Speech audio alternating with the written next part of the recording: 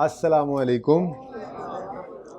Lecture 18 start करते हैं जी। कैफ 1 का बच्चे कम हैं हाइब्रिड में, तो फिजिकल वाले का बारिश नहीं पड़ती इन पे। फिजिकल या उधर वाले इधर उठ के आए हुए हैं। कौन कौन हाइब्रिड वाला फिजिकल में बैठा? चले बैठे रहे आज, लेकिन बैठा कौन कौन है? माशाल्लाह। चले जी ठीक है। अब आप लोग नमक के तो बने हुए नहीं थे, घर बैठ गए। आज का लेक्चर अपलोड कर दूंगा मैं, लेकिन सिर्फ आज करो। आइंदा बारिश में पहुंचने की कोशिश करनी, आइंदा नहीं होगा। ये आज के लिए मैसेज है। अच्छा जी, फैम वाला क्वेश्चन हमने किया था, नोट का पहला सवाल, और नोट का आज मैं दूसरा नया सवाल करूंगा।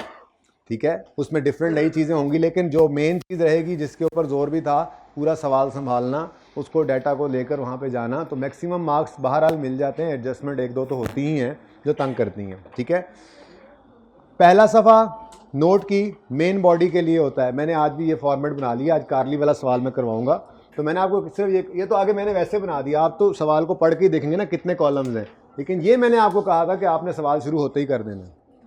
ठीक है, ग्रॉस कैरिंग अमाउंट और एक्यूमुलेशन, ओपनिंग से क्लोजिंग और दरमियान में जो चीज़ें आती हैं, ये फ़ौरन लिखना है। कोशिश करनी है प्रैक्टिस करते करते ये एक से 1.5 मिनट के अंदर सारा फॉर्मेट बन जाए। ठीक है, उसके बाद फिर सवाल में से जो आसान डाटा मिलता जाएगा वो यहाँ पे लिखते चले जाएंगे। ठीक है, तो पहला सफ़ा आपके नोट की मेन बॉडी के लिए है, और दूसरा सफ़ा भी नोट का ही हिस्सा है, लेकिन वो मेन बॉडी से हट के सब नोट्स होते हैं। जैसे वो कल 7.1 7.2 चल रहा था ना, तो आज मैंने ऐसे ही 12 नंबर जेन में आया लिख दिया, तो 12.1 12.2 ऐसे 1 नंबर लिख दें आप। ठीक है ना, यदि नोट्स की एक तरतीब चल रही होती है फाइनेंशियल स्टेटमेंट्स के अंदर, तो जिस नंबर पे इसका नोट आ गया वही नंबर है। वो किसी वक्त फाइनेंशियल स्टेटमेंट्स देख लेंगे इंशाल्लाह, फिलहाल नोट बनाना सीख लें। तो पहला सफ़ा मेन नोट के लिए आप छोड़ा करेंगे। दूसरा सब नोट्स के लिए पर्चे के अंदर बच्चे पूछ रहे थे जी बता दें पेपर में कैसे सवाल अटैम्प्ट करना है। हम तो पहले दिन से ही ये बात कर रहे हैं, मैं तो हर वक्त यही बात करता रहता हूँ, और फिर टेस्ट्स के अंदर हम अप्लाई भी कर रहे होते हैं इन चीज़ों को। ठीक है, तो पहला सफ़ा मेन नोट के लिए, दूसरा सब नोट्स के लिए, और तीसरे पे हेडिंग देंगे वर्किंग्स, और फिर शुरू। अब वर्किंग जहाँ तक मर्जी ले जाओ आप। ठीक है, सही है ना। अब कल जो फैम वाला सवाल करवाया था उसमें मैंने आपको दूसरा सफ़ा खाली छुड़वाया था, उसके अंदर मैंने 3 सब नोट्स अभी बनवाने हैं जो रीवैल्यूएशन से रिलेटेड हैं। चौथा CWIP की मूवमेंट वाला करवा दिया था, क्योंकि वो उसी सवाल के अंदर है। ठीक है, तो जो 3 है ना वो कॉमन है। जब भी कभी रीवैल्यूएशन होगी वो तीनों सब नोट्स आने ही आने हैं। तकरीबन आपके हर सवाल में रीवैल्यूएशन भी होती है, तो आपके हर सवाल में वो तीनों सब नोट्स बनने ही बनने हैं।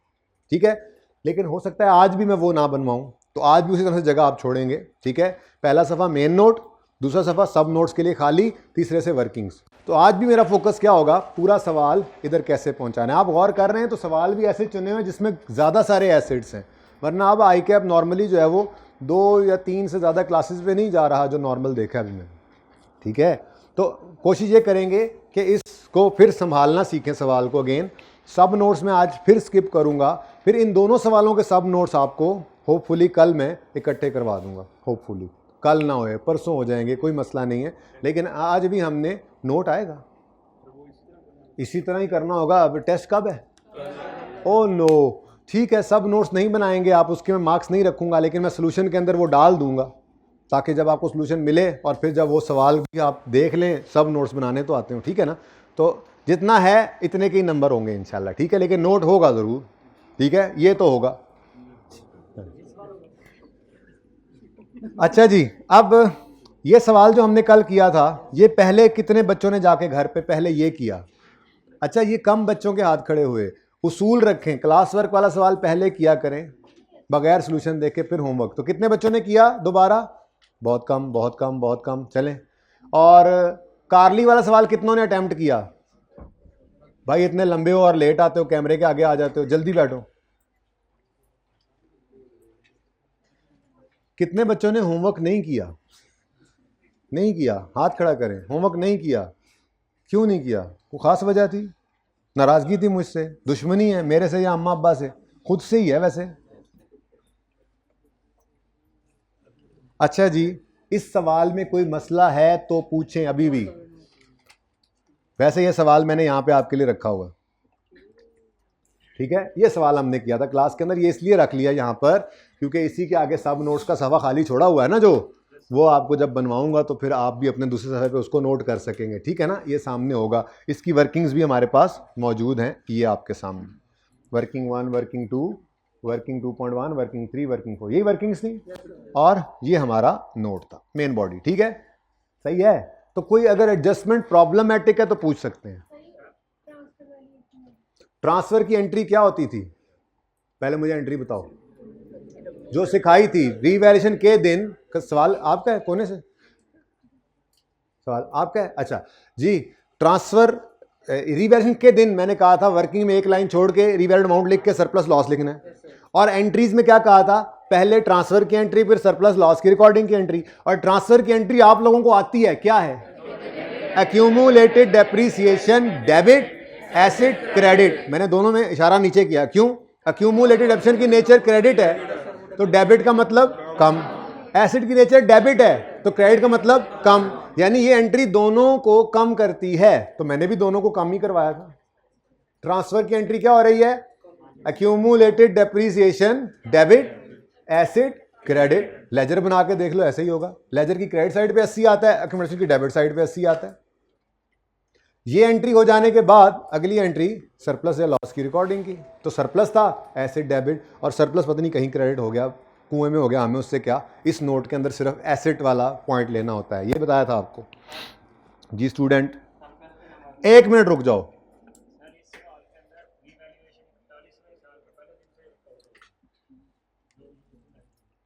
वो मैं बाद में देखता हूं, पहले सवाल जी भाई जी।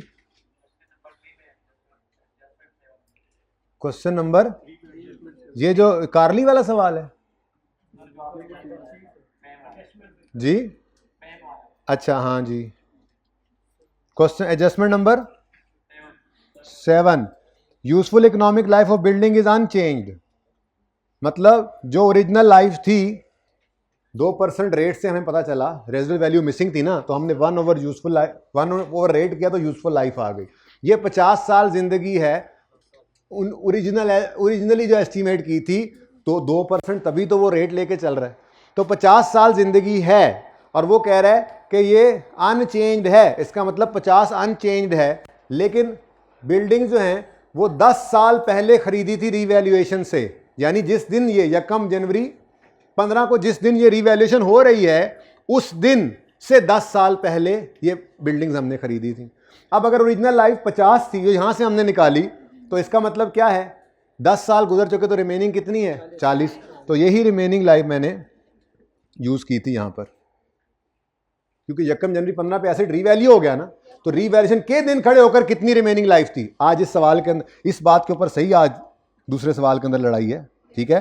तो 1 जनवरी 15 पे रीवैल्यूएशन हुई ना, तो हमने 1 जनवरी 15 पे खड़े होकर लाइफ निकालनी थी। तो वो कह रहा है इस दिन रीवैल्यू किया और कह रहा है जी 10 साल रीवैल्यू, 10 साल पहले इन्हें खरीदा था।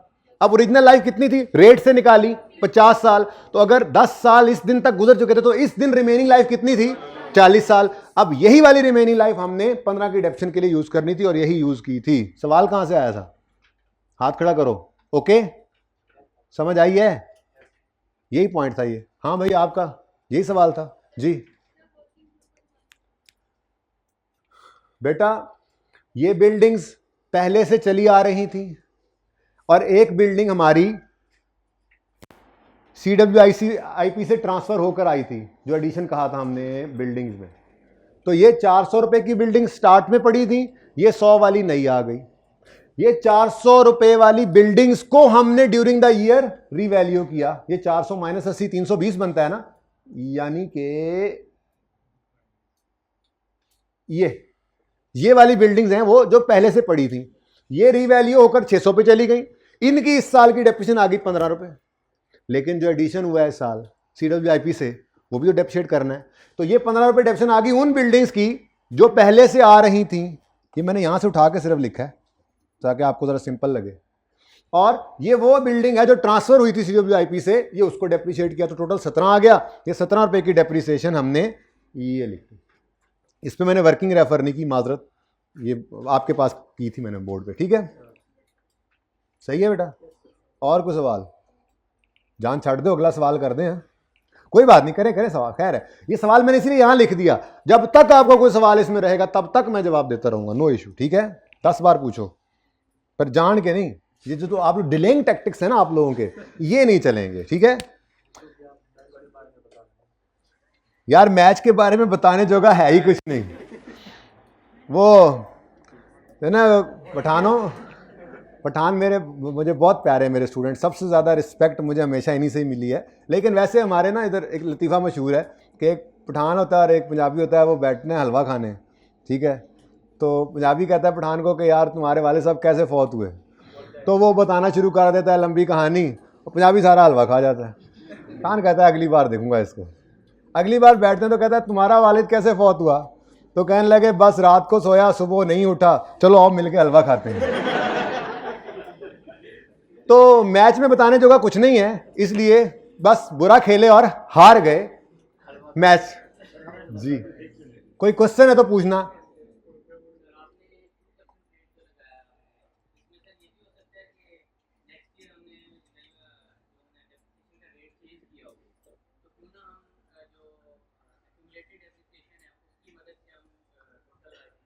बेटा अगर ना दी होती तो वैसे ही निकालते, इस सवाल में देख लेते। तो सेम ही है ना, जहां नहीं होगी ये लाइफ तो वहां वही काम करेंगे, एक्यूमुलेशन को यूज करके रिमेनिंग लाइफ निकालेंगे। आज वाले सवाल में करना है, आज वाले सवाल में करना है। और कोई सवाल? चलो जी सवाल पढ़ें जी। The following is an extract से पहले रिक्वायरमेंट पढ़नी है। रिक्वायरमेंट है produce analysis of property plant equipment. ये मैं अगली बार ना रिक्वायरमेंट को चेंज कर दूंगा, पुराने सवाल है ना, जरा पुराने तरीके से लिखा हुआ। आजकल जैसे रिक्वायरमेंट आती है तो वो जो अल्फाज होते हैं, खैर पास पेपर पे इसके बाद हमने मूव कर ही जाना है। पास पेपर के कई नोट, हम 4-5 नोट तो मैं खुद बनाऊंगा पास पेपर के इंशाल्लाह, या आपसे बनवाऊंगा 2-3 कम अज़ कम। तो उसमें फिर ज़रा नए जदीद तरीके से लिखा होता है, ठीक है। बहरहाल फिर produce the analysis of PPE as it would appear in the financial statement of Carly. ये पीपीई का नोट ही कह रहा है, डिस्क्लोजर बनाना है। सबसे पहले following is an extract from financial statements of Carly on 31 December 14। Note मांगा है 31 दिसंबर 15 का, और ऊपर डाटा दे दिया। तो फिर ये क्या है? तो ये तो मौजे हैं।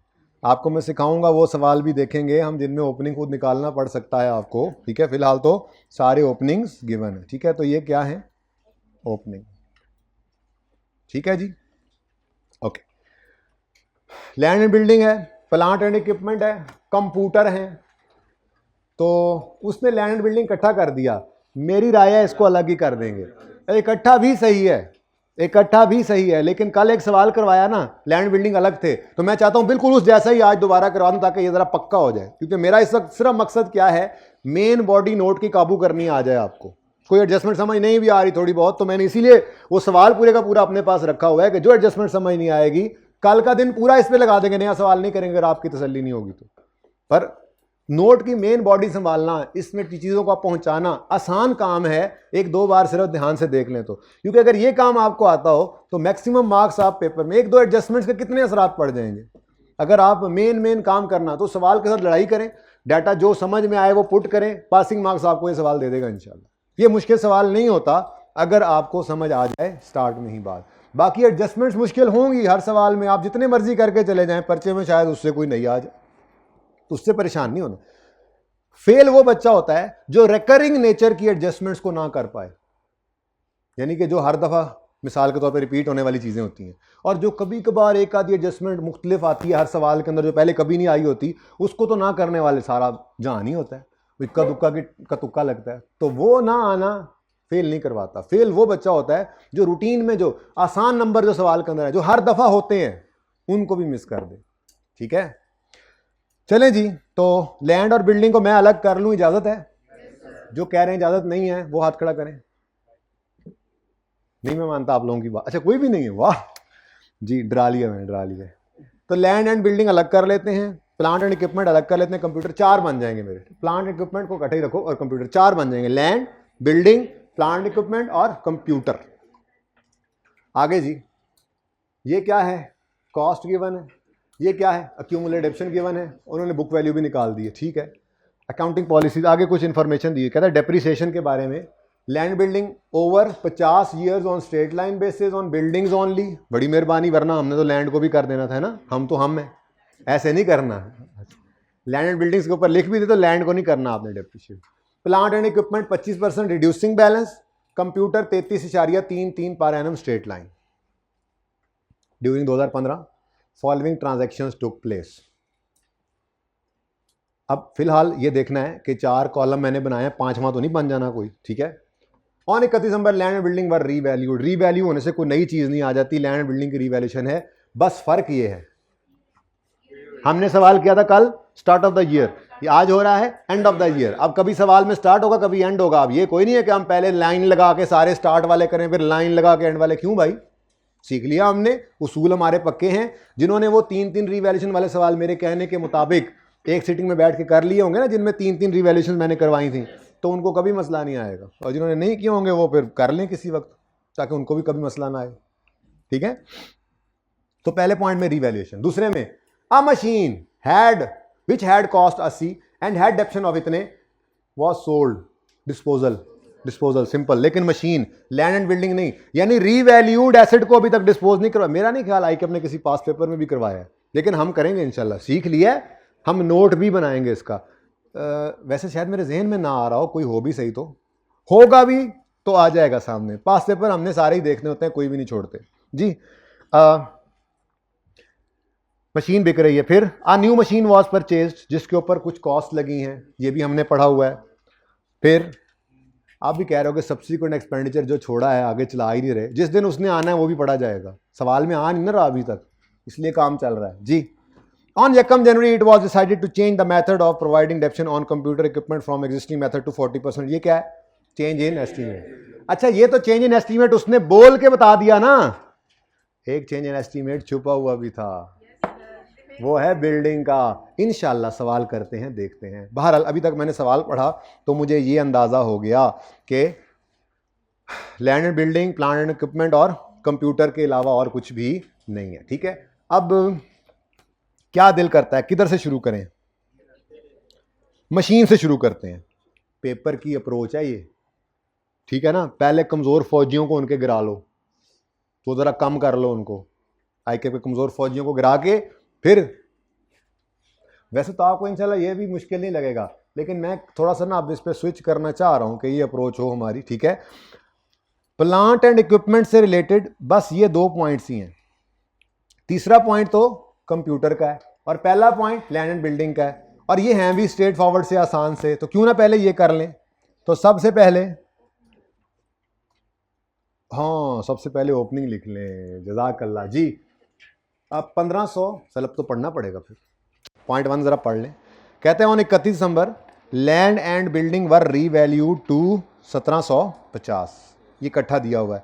Of this amount 650 related to land, जिसकी कॉस्ट थी 5 लाख। लो ये दोनों बातें बता दी। वो कहना चाह रहा है असल में कि इस 1750 के अंदर, मैं 1000 में सवाल करूंगा ना, इस 1750 के अंदर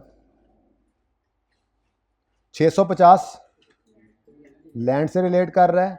अब लैंड एंड बिल्डिंग में अगर 650 लैंड है तो फिर बाकी बिल्डिंग ही होनी है, और क्या कंप्यूटर होना है जी। बिल्डिंग 1100, और साथ ही उसने बताया ये जो लैंड है जिसकी इस वक्त रीवैल्यू 650 आई है, ओरिजिनली ये 500 का था। मतलब इस 1500 की अगर बात करें तो इस 1500 में 500 लैंड है, तो फिर लैंड एंड बिल्डिंग में बाकी 1000 क्या होगा? बिल्डिंग, ठीक है। तो ये थोड़ी सी बात जरा मुझे पॉइंट 1 में से पढ़ानी पड़ी। पॉइंट 1 वैसे आसान है, लेकिन पॉइंट 1 में ना मैंने एक रूल सिखाना है नया। वो क्या है? वो जो मैंने आपको बताया था कि चेंज इन एस्टीमेट अगर साल के किसी भी दिन हो रहा है तो अज्यूम करना है साल के पहले दिन। लेकिन साथ ही एक बात छेड़ने के लिए कही थी कि अगर ईयर्स लाइफ की बात कर देना 31 दिसंबर ईयर एंड पे खड़े होकर, तो एक गड़बड़ भी हो जाती है कि उसमें ईयर ऐड करना पड़ता है। शायद याद ना हो आपको आज, कोई बात, इसीलिए तो आज सवाल करेंगे, ठीक है। फिर इसके बाद आज सवाल करेंगे, फिर होमवर्क में एक और सवाल भी दूंगा, नोट से हट के होगा वो, उसमें भी यही कॉन्सेप्ट होगा। फिर वो कल करवाऊंगा, पक्का करेंगे इंशाल्लाह इस कॉन्सेप्ट को, ठीक है। अच्छा चलो जी, ये मुफ्त के नंबर तो ले लें पहले। लैंड 500, बिल्डिंग 1000, इक्विपमेंट वगैरह 340 से आ रही है 5, ये और 1000 में रुपीज़ में। तो हम इसको क्या कर लेंगे, 1000 में ही कर लेते हैं। 340.5 लिख लेना, फिर 41 भी लिख सकते हैं, 41 लिख लेंगे, चलो राउंड कर दें। अब नो क्या मतलब, मैं लिख तो रहा हूँ, बस लिख लो आप लोग भी, इसमें क्या मसला है। लैंड, अच्छा जी, अच्छा पॉइंट लिख लेते हैं। बिल्डिंग्स, तो ये बिल्डिंग क्या था, बिल्डिंग है ना सिर्फ, बिल्डिंग्स, उसके बाद प्लांट एंड इक्विपमेंट और कंप्यूटर्स, कंप्यूटर्स ले जी। और फिर हमारा अजीज अजजान टोटल का कॉलम, क्योंकि उसने नहीं मना किया टोटल का कॉलम मत बनाना, तो जब तक वो खुद ना कह दे ना बनाओ, हम बनाएंगे, ठीक है। तो फिर अब फैसला आखिरी है फिर, तो फिर रुपीज इन थाउजेंड ये सवाल होने लगा है, ठीक है। चलें जी, ओपनिंग 500, 1000, 340 पॉइंट, जो बच्चे पे रो रहे हैं 0.5। अच्छा चलो लिखो एक डेसिमल, ठीक है, एक डेसिमल फिर लिखना, आप दो कहीं नहीं करने, फिर अब दो कहीं नहीं करने, मैं बता रहा हूं, फिर ये ना हो फिर आगे दो चले फिर दो, बस एक डेसिमल तक गुंजाइश थी, बस काफी है जी। 617.8 टोटल घर पे करना। उसके बाद नेक्स्ट एक्यूमुलेट डेप्रिसिएशन, लैंड और बिल्डिंग की अलग अलग बताई नहीं उसने, अब क्या करें। अच्छा 600 बिल्डिंग, ये आगे अलग अलग बता दें, तो इसकी डेप्रिसिएशन इधर कुछ भी नहीं होता वैसे, तो ऐसे कर दिया था, जान छुड़ा लिया करें, ठीक है, कुछ भी नहीं है इधर। हाँ जी 600, यहाँ पे पॉइंट, उसके बाद 505 पॉइंट, नहीं अब पॉइंट लिख लिया बस, अब तो सारा सवाल ये चलेगा एक पॉइंट। आप पूछें उन बच्चों से जिन्होंने एतराज़ उठाया था, एतराज़ उठाने वालों से पूछें, एतराज़ उठाने वालों से। जी बच्चों, तजवीद के साथ अकाउंटिंग जी, ये मुफ्त के नंबर आ गए, चल जी बेटा।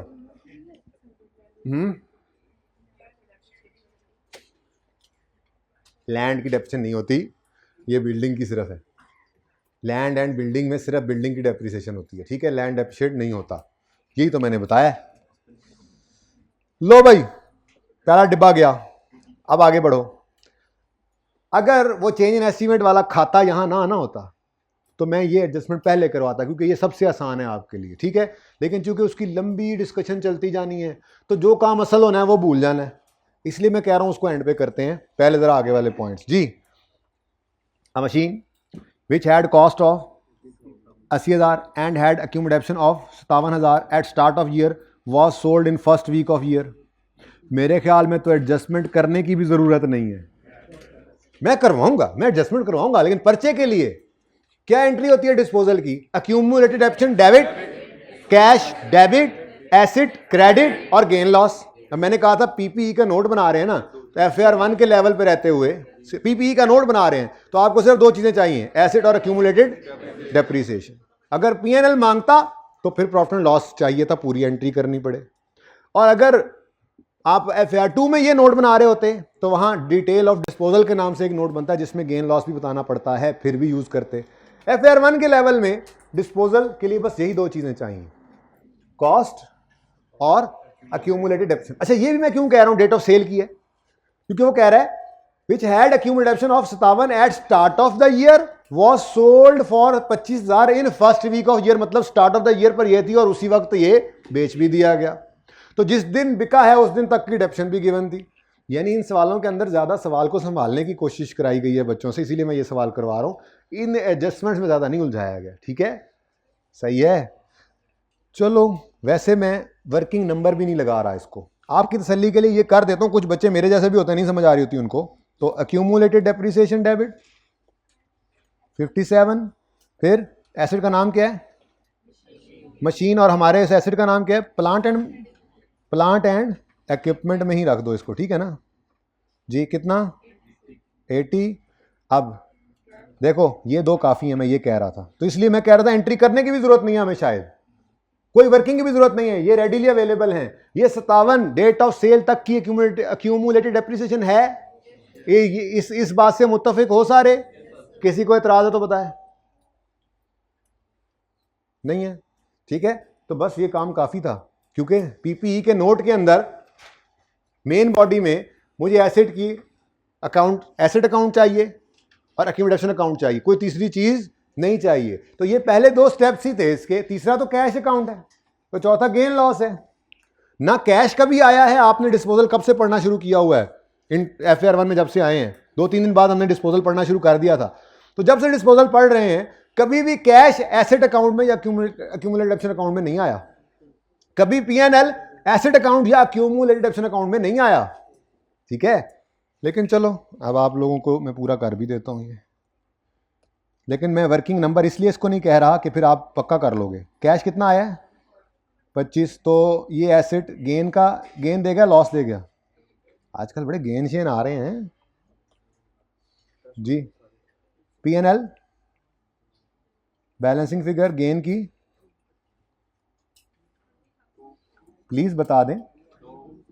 बहुत शुक्रिया, जज़ाकल्लाह। अब देखें जी, इस पूरी एंट्री में मुझे क्या चाहिए था? एसेट अकाउंट में से 80 निकालो, एक्यूमुलेशन में 57 निकालो। तो ये क्या किया मैंने? ऐसे टाइम ज़ाया किया। इतनी आसान एडजस्टमेंट को तो मैं काटता नहीं हूं, आपको ये हुआ नहीं, ये हुआ है। लेकिन मैं कह रहा हूं कि इसको करने की कोई जरूरत थी, दोनों चीजें अवेलेबल थी। तो फिर इस 80 को उठाओ और इस 57 को उठाओ और ये मुफ्त के नंबर चिपीटो। प्लांट एंड इक्विपमेंट है और ये डिस्पोजल की लाइन आ रही है। एडिशन तो अभी पता नहीं कोई है या नहीं है, डिस्पोजल है जी। कितना? 80 रुपीज से ये एसेट अकाउंट हमने कर दिया क्रेडिट, ठीक है। एडिशन भी है किसी जगह तो रख लें उसके लिए, बेचारे के लिए जी। उसके बाद एक्यूमुलेटेड एप्रिसिएशन अकाउंट में से इसकी एक्यूमुलेशन भी निकालें, 57। अब कैश कहाँ लिखें? यहाँ कोई जगह नहीं। P&L निकाल कहाँ लेके जाएं? इसलिए मैं कह रहा था ये दो फिगर्स बस रिक्वायर्ड हैं, मिल जाएं तो फटाफट कर लिया करो। पर्चे की तैयारी चल रही है, अब ये पर्चे के सवालों की तैयारी करा रहा हूँ, ठीक है। ले जी, दिस एडजस्टमेंट इज ओवर।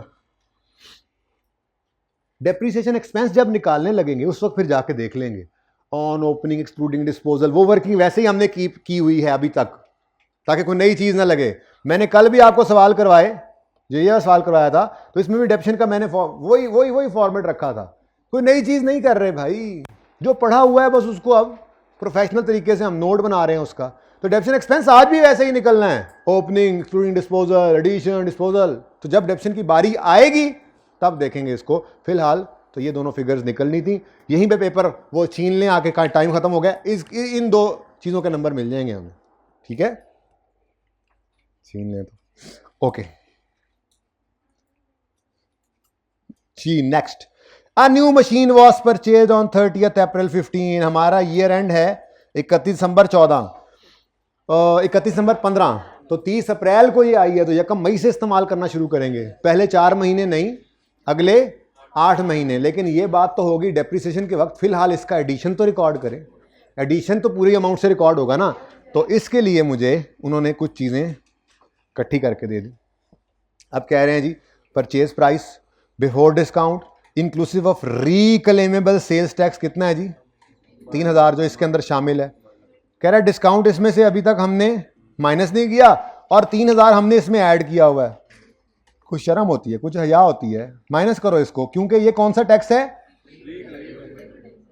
ठीक है, एडजस्टेबल, रिफंडेबल, रिक्लेमेबल। ये एसेट की कॉस्ट का पार्ट नहीं बनता, ठीक है। और उससे अगला क्या है? इसको क्या करना है हमने? इसको भी माइनस करना है। फिर डिलीवरी कॉस्ट, फिर इंस्टॉलेशन कॉस्ट, फिर interest on loan taken out to finance the, इसको इग्नोर। अच्छा, वैसे शायद इंट्रो में उस्तादों ने ये बात पढ़ा दी हो आपको, लेकिन अगर नहीं पढ़ाई तो अच्छी तरह समझ वैसे भी FAR 1 में ही आनी है। थोड़ी सी बात करता हूं, अल्लाह करे ना ही समझ आए और मौके पे ही आए, फिलहाल मौका नहीं है।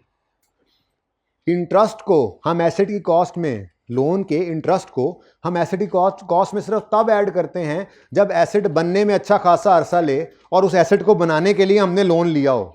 और इस पे लगता है IAS 23 बोरिंग कॉस्ट का स्टैंडर्ड, जो हमने इसके बाद पढ़ना है। इसके बाद IAS 36 पढ़ना है, फिर एक्रूअल पढ़ा के फिर आपको IAS 23 पे लेके जाना है। तो उस वक्त जाके समझ आएगी। अब मामला क्या है मैं बताता हूं। आपने एक एसेट लेना था, गाड़ी लेनी थी, गाड़ी, आपके पास पैसे नहीं थे, आपने लोन लिया और जाके गाड़ी खरीद ली। अब क्या वो गाड़ी रेडी टू यूज नहीं है? तो एसेटी कॉस्ट में तो हम कॉस्ट को ऐड करना रोक देते हैं उस वक्त जब वो रेडी टू यूज हो जाए। तो फिर ये इंटरेस्ट आपका एक्सपेंस तो है, ये एसेटी कॉस्ट का पार्ट नहीं बन सकता, चाहे आपने इसी एसेट को लेने के लिए ये लोन लिया है। यार वो तो इसी एसेट को लेने के लिए ट्रेनिंग भी दे रहे थे आप, इसी एसेट को चलाने के लिए बिजली भी लग रही थी। असल उसूल क्या है, जब एसेट रेडी टू यूज हो जाता है तो कॉस्ट को उसकी कॉस्ट में ऐड करना रोक देना है। चाहे लोन लेकर वो एसेट खरीदा, उस लोन का इंटरेस्ट आपका एक्सपेंस है, एसेट में डेबिट नहीं करना, interest expense profit and loss में डेबिट करना है। ठीक है। अब ये कब गलत होगा, जब आप एसेट, मिसाल के तौर पे बिल्डिंग बनानी थी, आप बैंक से लोन लेंगे।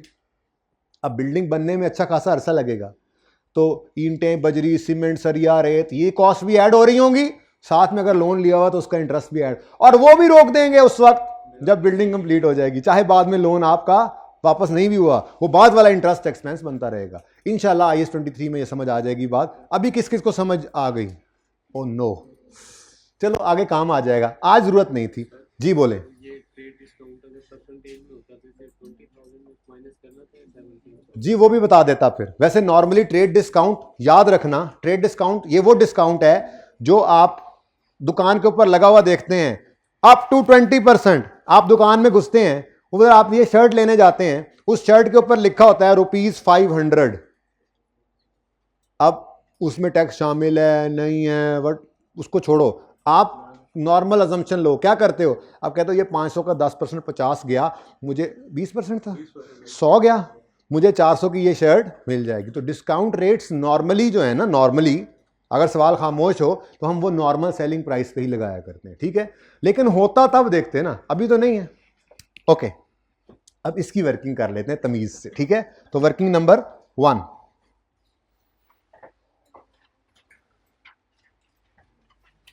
ये इसलिए कर रहे हैं क्योंकि 2-4 चीजें एडलेस हो रही हैं। तो कॉस्ट ऑफ क्या है, प्लांट है, मशीन है, तो मशीन कर लो।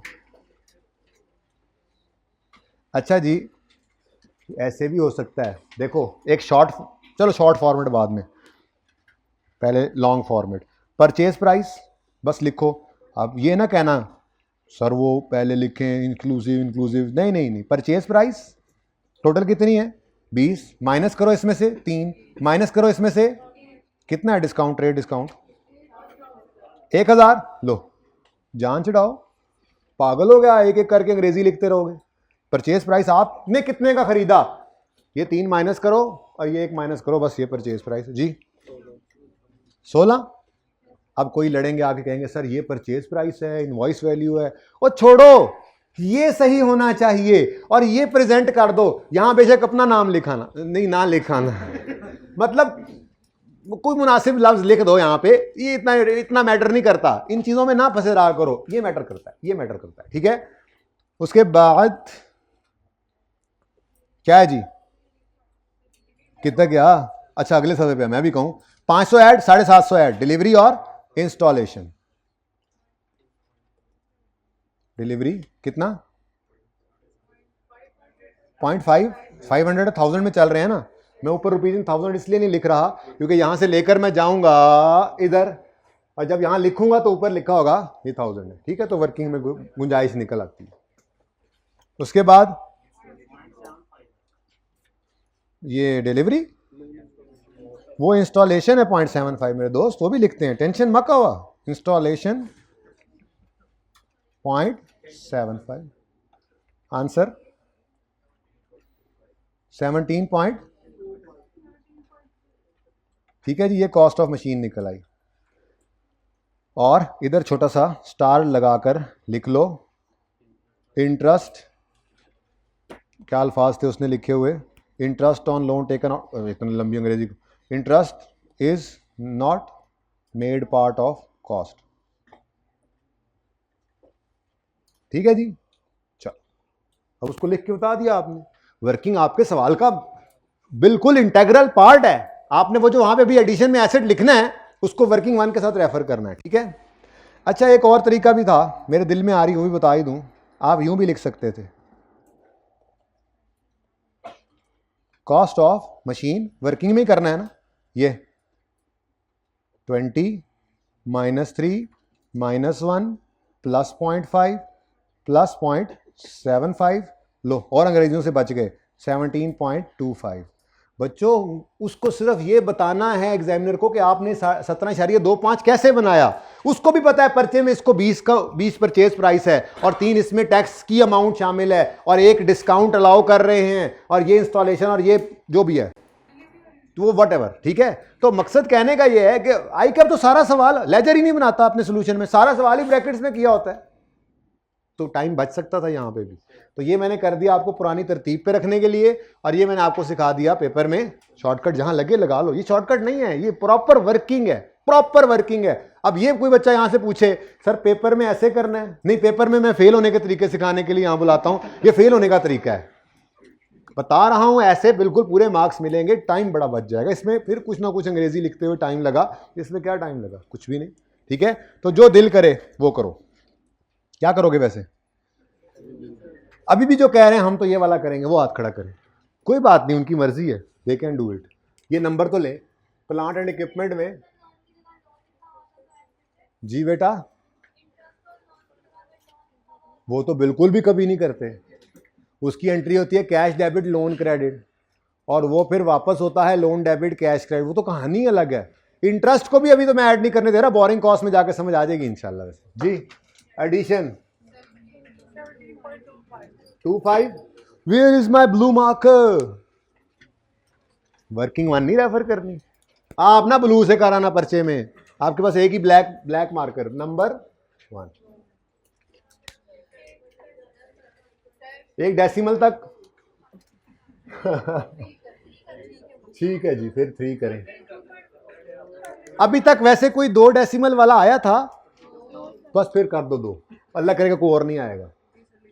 अच्छा चलो 17.3, चलो जी डन। बेटा जिन्होंने ये मैंने लिख दिया है, लिख ले, ये यहां पर यही लिखा हुआ और मैंने वो 3 कर दिया, और बताओ इसको भी 3 कर देते हैं, ठीक है, वहां पे 3 कर दिया बस। ओके नेक्स्ट, लो जी, उड़ गई उड़ गई उड़ गई, एडजस्टमेंट एक और उड़ गई, ये भी फड़का दो, इसमें भी कुछ नहीं है, मतलब कंप्यूटर में तो कुछ भी नहीं है, कुछ भी नहीं, कुछ भी नहीं है। देखो भाई इधर, ये मुफ्त के नंबर ले लो, क्योंकि आज का टाइम वैसे ही सारा मेरा किस पे लगना है, वो चेंज इन एस्टीमेट जो वहां पे फंसा हुआ है, ठीक है ना, वो ईयर एंड के ऊपर उसने लाइव बदल दिया, वो 1 साल ऐड करना पड़ना है, तो मैंने आज तकरीबन 1 घंटा उसके लिए बचाना है इंशाल्लाह, ठीक है। तो कोई ट्रांसफर नहीं, कोई रिवैल्यूएशन नहीं, इसका मॉडल ही नहीं है रिवैल्यूएशन, तो क्या आ गया टोटल 278 मेहरबानी जनाब 277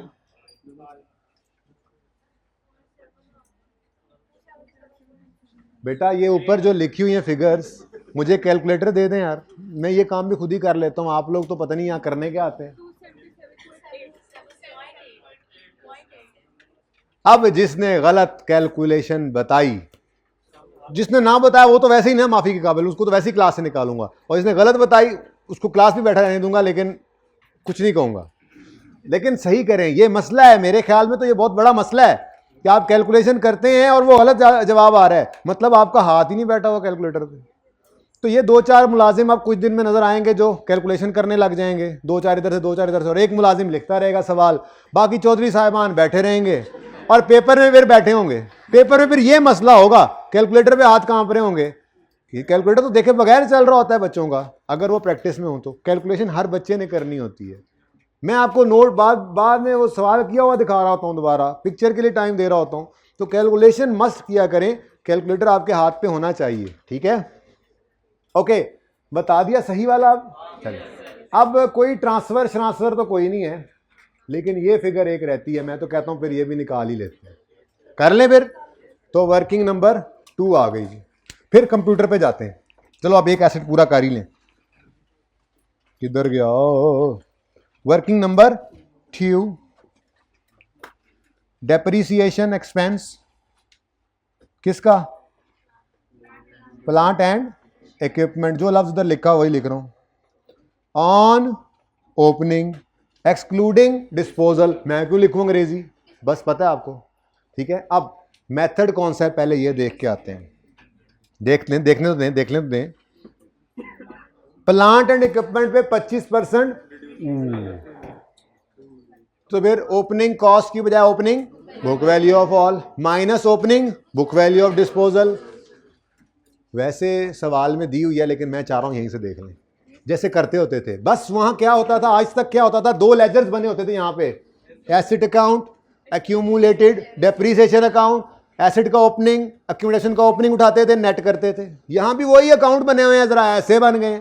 तो ये ओपनिंग एसेट अकाउंट का ओपनिंग और ये एक्यूमुलेशन अकाउंट का ओपनिंग, इन दोनों को जब नेट करोगे तो क्या आएगा, वही आएगा जो अल्लाह चाहेंगे, वही जवाब आना। और क्या, ये और ये, इन दोनों को नेट करेंगे तो opening book value of all assets आ जाएगी। वैसे आपस की बात है, ये गिवन है 340.5 माइनस 125.9। मैं इन्हीं दो को ही कह रहा हूं ना, इस सवाल में इत्तफाकन गिवन है, लेकिन आपने बस अपनी तरतीब पे रहना है ताकि पर्चे में नहीं होता, वैसे तो निकालना तो आए, ठीक है। अब opening book value of all assets हमने ली, कितनी है जी, 214. Opening BV of all, next minus book value ही करनी है, माइनस डिस्पोजल की भी। अब वो ढूंढने निकले हुए हैं पर निकले ही हुए हैं, मिल नहीं रहा। क्या मिल रहा है, ये क्या है कॉस्ट और ये क्या है, इन दोनों को नेट करेंगे तो 23,000। ये क्या है, opening book value of, direct लिख लोगे तो कोई मसला नहीं है, ठीक है, वरना बहुत करो तो एक छोटी सी वर्किंग कर देना, मतलब वहीं ब्रैकेट में। तो opening book value of disposal नजर आती है ये, तो माइनस कर दिया आपने 23। ये अंग्रेजी में आपने नहीं लिखना लाल वाला, ये मैंने आपके लिए लिखा हुआ है लाल वाला। ऐसे नहीं करना सर, हमने एग्जामिनर को बताना है कैसे निकला, बता दो। 57, 80 माइनस 57, ये लो 80 माइनस 57, ऐसे कर लो, आपकी मर्जी है, जैसे दिल करे, ठीक है। तो ये हमने क्या निकाला। अब आप कहोगे इधर भी दिखाना था, भाई इधर सवाल में गिवन था इसलिए मैंने नहीं दिखाया, ना होता तो मैं वो भी करके दिखा देता, कर दूं वो भी। समझ सबको आ रही है, opening book value of disposal, ठीक है।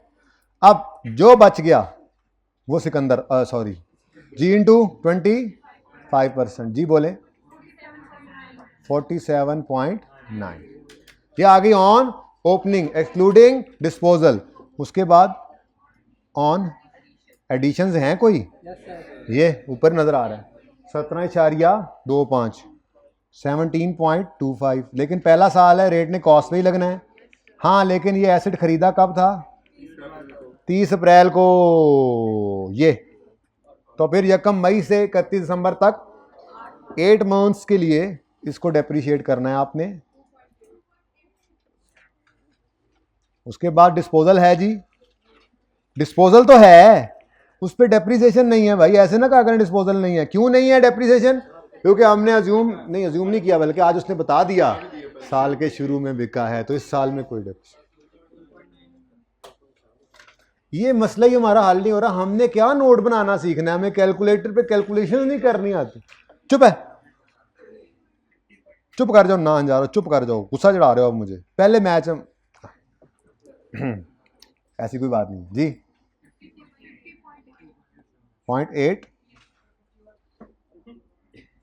ना बेटा, डेसिमल के बाद एक रखने का बोला है, वो रखना पड़ेगा, you have to keep it, okay. Oh, English is coming fast to me. जी 50 point, वर्किंग नंबर 2। मैं तो कहता हूं इसे पूरा कर ही देते हैं, फिर अब इतना काम हो गया। देखो आज मैंने भी डिब्बे नहीं बनाए, मैंने कहा ऐसे ना बच्चों को मैंने देखा डिब्बे बना रहे थे, मैं कहा उस्ताद बनाए ना तो बच्चे भी फिर तो टाइम ज़ाया होता है, मैंने नहीं बनाया जी। 119 पॉइंट पहले दिन इसलिए बनाए थे कि थोड़ा आइडिया हो जाए कि ये अलग अलग, क्योंकि यहाँ मेरे पास नहीं ना होती लाइनें वगैरह। अच्छा, अब ये क्लोजिंग एसेट अकाउंट का क्लोजिंग, ये एक्यूमुलेटेड डेप्रिसिएशन अकाउंट का क्लोजिंग, तो हम तो मेरी कांडी नजर आ रही होनी है, सही है। और अब बुक वैल्यू चाहिए तो इसमें से 119 को माइनस, एंड पे लिखना है माइनस जी। पॉइंट, ये को मेजरमेंट बेसिस क्या थी इसकी, नहीं मेजरमेंट बेसिस कॉस्ट मॉडल है, डेफिशन मेथड, रिड्यूसिंग बैलेंस पूरा लिखना प्लीज, और रेट 25 पूरा लिखना आप पर्चे में, रिड्यूसिंग बैलेंस, ठीक है। एक जगह पे यहाँ सीधा पूरा ना आए तो रिड्यूसिंग बैलेंस मेथड लिख लेना, कोई मसला नहीं, आप खुला सफ़ा है आपके पास, मेरे पास बोर्ड लिमिटेड है, आपके पास सफ़ा लिमिटेड थोड़ा ही है, अनलिमिटेड है। पर्चे में भी एक बार पूरा कर लो उस बंच को, एक्स्ट्रा शीट भी मिल जाती है, ठीक है जी। चलें आगे, आओ कंप्यूटर की तरफ जी स्टूडेंट।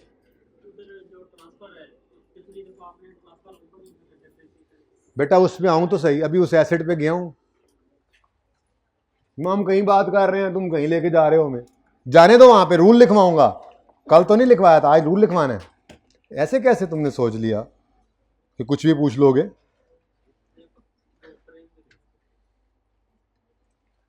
जी नेक्स्ट, कंप्यूटर को भी फटका दो। ओहो तुम क्यों नहीं लिख रहे हो, तुम्हारी चार्जिंग खत्म हो गई, यार मेरा बैग देना भाई।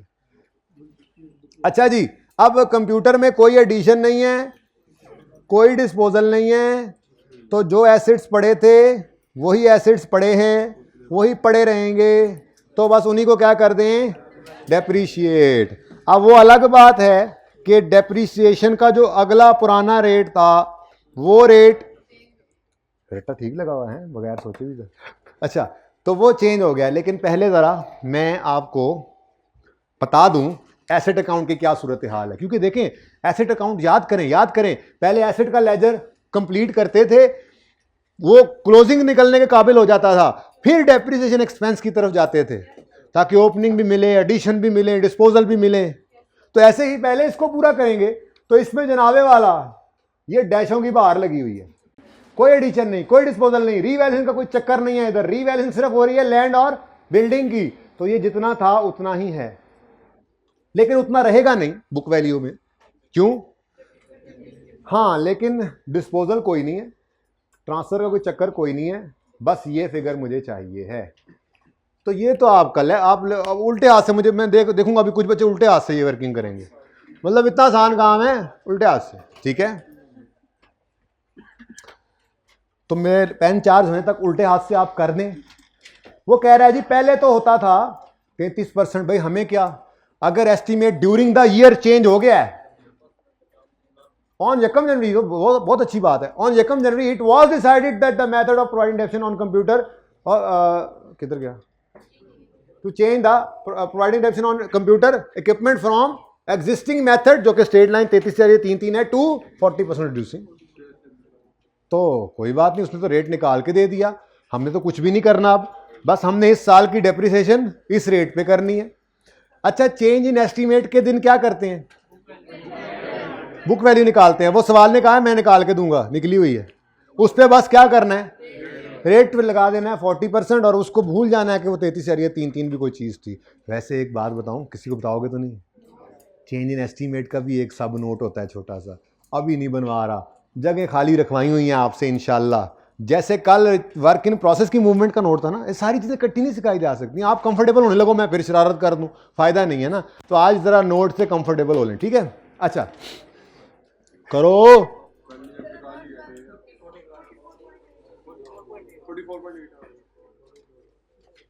मैं तो चेक करूं लिख रहा है या नहीं, यार पेन ला दो भाई, मुझे लग रहा है ये वफात पा गया है, कोई बच्चा पेन ला दे मुझे जल्दी से, पेन ला दो, अदनान साहब के बैग से निकाल लाओ, कहीं से निकाल लाओ, अब्दुल्ला से पूछ दो। अच्छा जी, तब तक हम पुराने रिसोर्सेज जैसे हुआ करते थे पहले उन पे ही इत्तेफाक करते हैं। तो वर्किंग नंबर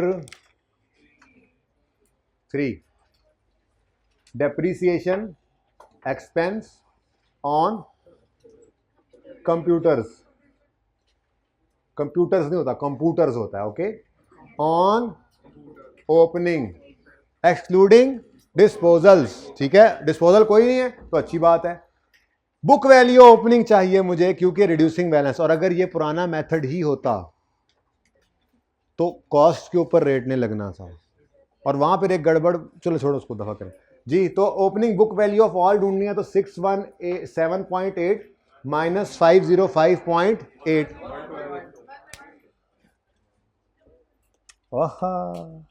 हाय। तो मैं दोबारा अपनी वर्किंग करूंगा क्योंकि कल को फिर वर्किंग ज़रूरत भी पड़ती है, आपको दिखानी भी होंगी। Working number 3, depreciation expense of computer on opening. मैं लिखता नहीं हूं अब एक्सक्लूडिंग डिस्पोजल, आपको पता है कि ओपनिंग में यहां पे डिस्पोजल नहीं लाना, जिस सवाल में हो एक्सक्लूड करके निकालते हैं, कल भी देखा था आज भी देखा, जिसमें ना हो उसमें नहीं करेंगे। अब अगर पुराना स्ट्रेट लाइन ही होता तो इस कॉस्ट पर रेट लगाते, लेकिन अब चेंज करके हमने कौन सा मेथड कर दिया है, किस दिन चेंज किया है, यकम जनवरी 15 को। तो यकम जनवरी 15 को यही कॉस्ट और रिकमेंडेशन है ना, इनको नेट करो, ओह सॉरी, ये इनको नेट करो तो उसने करके दिया हुआ 112। तो 112 क्या है, ओपनिंग बुक वैल्यू 112। ये बुक वैल्यू ऑल एसेट्स की है और हमें यही चाहिए, opening book value of all, और इसमें से कोई डिस्पोजल वगैरह माइनस, तो बस इसी पे लग गया 40% रेट,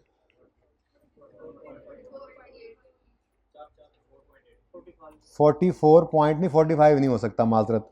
अच्छा, अब कोई एडिशन कोई डिस्पोजल नहीं है, इस तरह से लिख के टाइम ज़ाया करना भी छोड़ दें, बस बहुत हो गई।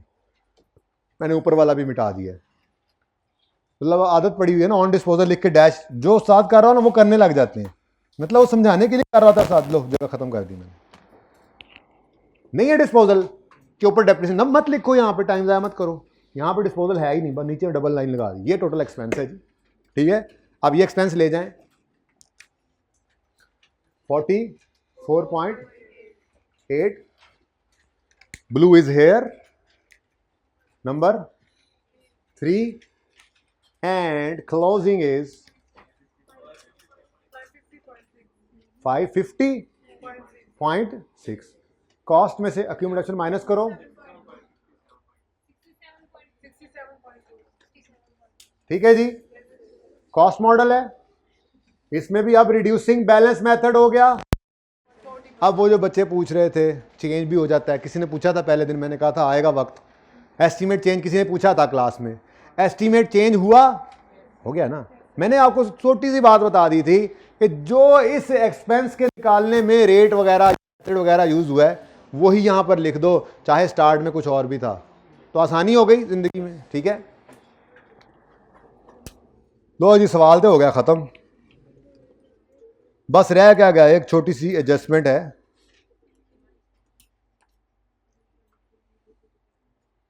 रेवोल्यूशन की।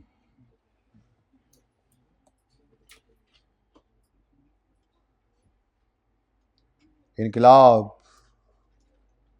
हमारी मांगे पूरी करो,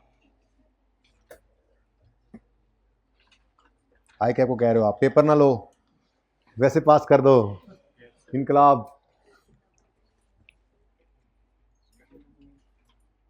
वर्किंग नंबर कौन सा हो गया जी,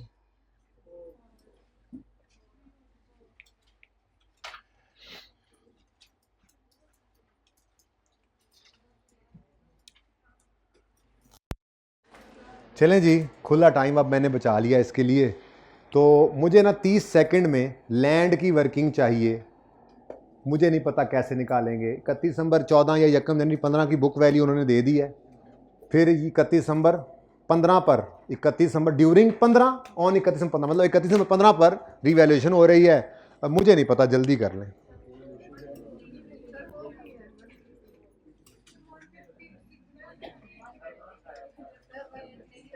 डेट, डिस्क्रिप्शन, आप ना इसको इजी ले रहे हैं, आसान सवाल, आसान एडजस्टमेंट्स को, इनको अभी इजी ले रहे हैं ना, अभी इन्होंने मुश्किल होना है। अभी ये किसी बीच वाले साल में लाके खड़ा करेगा, पहले से एसेट रीवैल्यू हुआ होगा और इस साल में फिर हो रहा होगा, ऐसे सवाल भी हैं ICAP के पास, पेपर्स करेंगे हम इंशाल्लाह। तो आसान से ही मुश्किल की तरफ जाया जाता है, वैसे ये आसान सवाल नहीं थे, अब आसान लग रहे हैं, तो इसी तरह से अगले मुश्किल सवाल अब हमने करने हैं, लेकिन उनमें अब ये कॉमन काम आप हर दफ़ा फटाफट कर लिया करेंगे, बस एडजस्टमेंट्स होंगी इक्का दुक्का। तो ये कॉन्फिडेंस आपको होना चाहिए कि जो भी सवाल आएगा, देखो अब मैंने अभी तक कोई मुश्किल बात नहीं की, इस एडजस्टमेंट के अंदर भी एक छोटी सी बात अगर ना होती तो ये एडजस्टमेंट इनसे भी आसान थी, जो आप कई बार कर चुके हैं। जैसे अभी लैंड करेंगे ना, लैंड में कोई नहीं ना एप्लीकेबल हो रही वो एडजस्टमेंट, डेप्रिसिएशन नहीं ना आती, तो ये नंबर भी आ जाने हैं। यानी जो मर्जी हो जाए सवाल के अंदर, आपके पासिंग मार्क्स पड़े ही होते हैं। एडजस्टमेंट एक आधी मुश्किल आएगी तो सिर्फ उसी के नंबर कटेंगे, उसमें भी कुछ ना कुछ कर आना, छोड़ के नहीं आना, ठीक है। Description, land, revaluation surplus, PNL. हाँ नहीं रहा लॉस, वैसे अभी तक दूसरा सवाल कर रहे हैं। ओके, 31 दिसंबर 14 लिखूं या 1 जनवरी 15 लिखूं? एक ही बात है, 1 जनवरी 15 ही लिख लेता हूं मैं। बुक वैल्यू, कॉस्ट 500 है लैंड की, माइनस एक्यूमुलेशन, इसलिए लिखा कि बिल्डिंग की तैयारियां हो जाएं।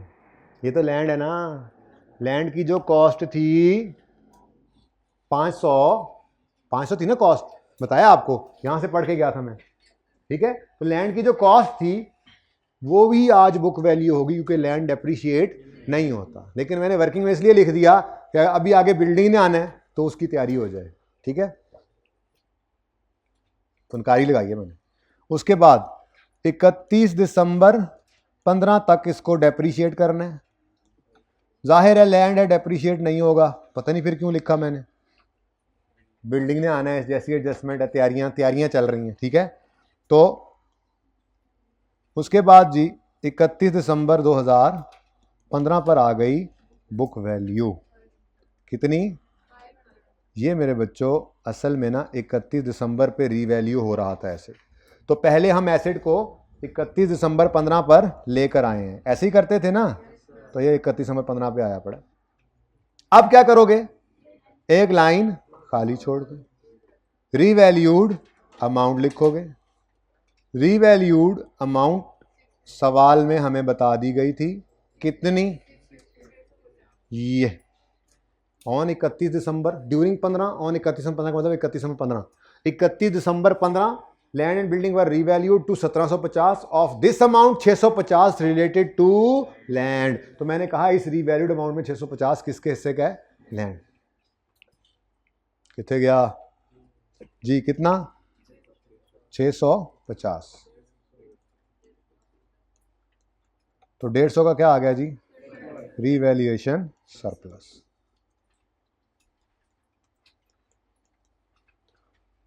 अच्छा, वो जो काम किया हुआ वही काम आ रहा है। चलो अब आगे डेप्रिसिएशन आएगी। हाँ वैसे मैंने बताया, वैसे लैंड तो डेप्रिशिएट होता ही नहीं है, लेकिन अगर ये डेप्रिशिएबल एसेट भी होता तब भी, क्योंकि दिसंबर 15 पर खड़े होकर पहले डेप्रिशिएट किया हुआ है हमने, यानी एसेट पहले डेप्रिशिएट हुआ है फिर रीवैल्यू हो रहा है, दोबारा नहीं करना। याद आ रहा है फिर वो सवाल, अब ये रन वाला। चलो इसके नंबर तो लें, अभी भी कोई मुश्किल नहीं आई सवाल में, ठीक है। अब ये वर्किंग में कर लिया, अब जो एंट्रीज में करते थे वो डायरेक्ट नोट में करना है, ठीक है। तो क्या करते थे एंट्रीज में, सबसे पहले ट्रांसफर।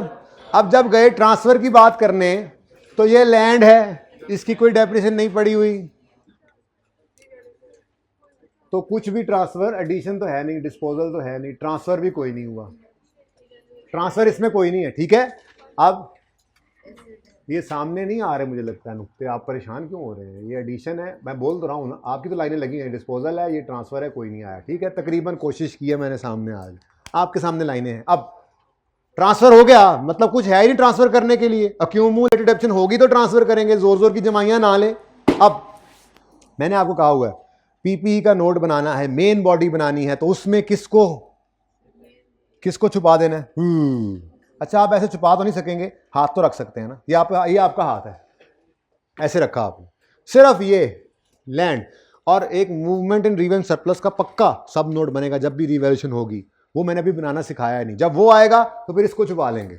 फिलहाल छोड़ें, फिलहाल पक्का करें, स्टेप बाय स्टेप चले, नो जल्दी एट ऑल। हमने बहुत सारा काम कर लिया है बातों बातों में जी, इतने दिन रोज कहता हूँ ना स्लो स्लो चलेंगे, काम काफी सारा हो जाता है ना।